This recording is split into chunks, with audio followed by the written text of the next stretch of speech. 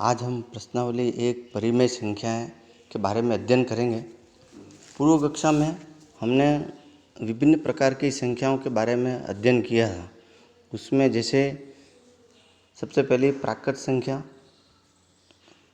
संख्या ये संख्याएं एक से प्रारंभ होकर अनंत तक चलती है।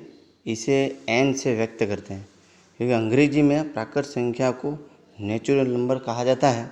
इसका पहला अक्षर n होता है, इसे n से व्यक्त करते हैं। तो n बराबर इसको इन संख्याओं को मजले कोष्ठक में लिखते हैं 1, 2, 3 और फिर ये अनंत तक चलती है ये संख्या।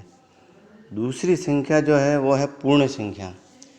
अगर हम प्राकृत संख्या में जीरो को और शामिल कर दें, यानी कि आगे की तरफ जीरो लगा दें, तो ये पूर्ण संख्या हो जाती है और इन्हें w से व्यक्त करते हैं।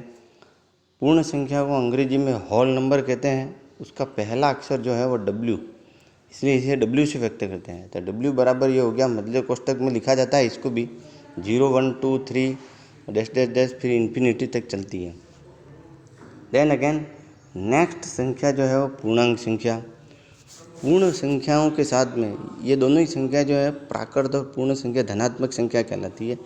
अगर इन्हीं धनात्मक संख्याओं में ऋणात्मक संख्याओं को और शामिल कर दें तो पूर्णांक संख्या प्राप्त हो जाती है और उसको z से व्यक्त किया जाता है। इसको लिखा गया है माइनस इन्फिनिटी और डैश डैश डैश -3, 2, 1 माइनस का, फिर 0, +1, +2, +3। इन्हीं संख्याओं के साथ में इसी क्रम में फिर हम इस प्रश्नावली के अंदर जिनके बारे में अध्ययन करेंगे वो है परिमेय संख्या। पूर्व कक्षा में उसकी परिभाषा बता दी थी। इसमें विस्तृत रूप से इसका अध्ययन किया जाएगा। परिमेय संख्या ऐसी संख्याएं जो p/q के रूप में व्यक्त की जा सके, जहां p और q पूर्णांक संख्या है और जहां q is not equal to 0, इन्हें परिमेय संख्या कहते हैं।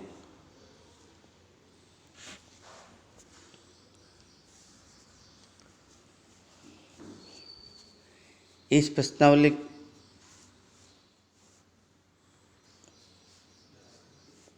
प्रश्नावली में परिमेय संख्याओं में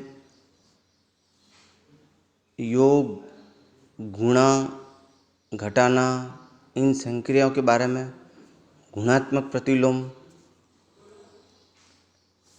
इनके गुण धर्म, माध्य विधि से दो परिमेय संख्याओं के बीच परिमेय संख्या ज्ञात करना, इनके बारे में अध्ययन करेंगे। अब परिमेय संख्याओं पर संक्रियाएं, सबसे पहले आता है योग। जनरली हम पहले योग के बारे में हम सभी जानते हैं, जोड़ना, प्लस का चिन्ह आने से ही उनको जोड़ना। साधारण संख्याओं के बारे में हमने पहले सीख चुके हैं, जैसे 2 + 3 इस प्रकार की संख्याओं को किस प्रकार से जोड़ा जाता है वो हम पूर्व में पढ़ चुके हैं। योग जैसे परिमेय संख्याओं को किस प्रकार के से जोड़ा जाए संख्या रेखा पर, वो है जैसे 5/3 और -7/3 को संख्या रेखा पर जोड़ना। 5/3 और -7/3 को संख्या रेखा पर जोड़ना। साधारण तरीके से हम इसको जोड़ सकते हैं, जैसे हर समान है तो ऊपर के अंश सीधे जुड़ जाएंगे या बाकी हो जाएगी उनमें। लेकिन संख्या रेखा पर इसको किस प्रकार से जोड़े जाएंगे, तो संख्या बीच में इसका जो है 0 बिंदु होता है। एक तरफ बाईं तरफ ऋणात्मक संख्या होती है, ये बाईं तरफ ऋणात्मक संख्या और दाईं तरफ धनात्मक संख्या होती है। यहाँ दो क्रमागत बिंदुओं के बीच में इनकी दूरी जो है वो 1/3। तो जैसे ही अपन 1/3 धनात्मक संख्या में लेंगे,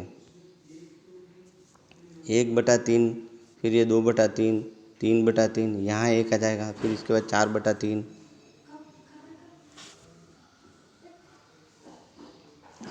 इधर इसी प्रकार से ऋणात्मक संख्या में -1/3, -2/3, -3/3, ये 4/3, 5/3, ये -6/3। इसका मतलब 3 का भाग जैसे -6 में लगाएंगे तो यहाँ -2 आएगा। तो क्रमागत दो संख्याओं के बीच में, दो बिंदुओं के बीच की दूरी जो होगी वो 1/3 होगी। अब 5/3 ये धनात्मक संख्या है, उसमें -7/3 ये ऋणात्मक संख्या है, इसको जोड़ना है। इसका अर्थ ये हो गया कि 5/3 में आपको 7 कदम बाईं तरफ चलना है। जैसे यहाँ से मैं चल रहा हूँ, जैसे ये 1, ये 1, फिर ये 2, ये 3, ये 4, फिर ये 5, ये 6 और ये हो गया इसका 7। ये आ गया आपके यहाँ पे -2/3। ये इसके उत्तर हो जाएंगे, -2/3। इसको लघुत्तम विधि से अगर करना चाहो तो इसका हल इस प्रकार भी है। तो 5/3 प्लस -7/3 को जोड़ना है तो पहले कोष्टक खुलेगा, तो यहाँ प्लस और -3 का दोनों का आपस में गुणा होगा, तो 5/3, फिर ये -7/3 हो जाएगा।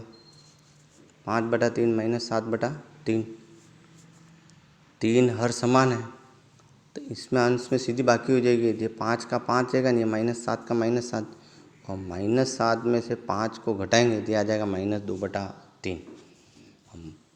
ये इसके आंसर हो जाएंगे। इसी क्रम में एक और एग्जाम्पल है, जैसे -5/7 में 6/7 को जोड़ना। 5/7 में 6/7 को जोड़ना। तो पहले मैं सिंपल विधि बता देता हूँ एक बार। यह हर समान है, जैसे ये 7 का 7 लिख दिया मैंने, लघुत्तम हर समान है तो ऊपर के अंश में सीधी बाकी हो जाएगी। ये -5 + 6, और 6 में से 5 को घटाया तो ये हो गया 1/7।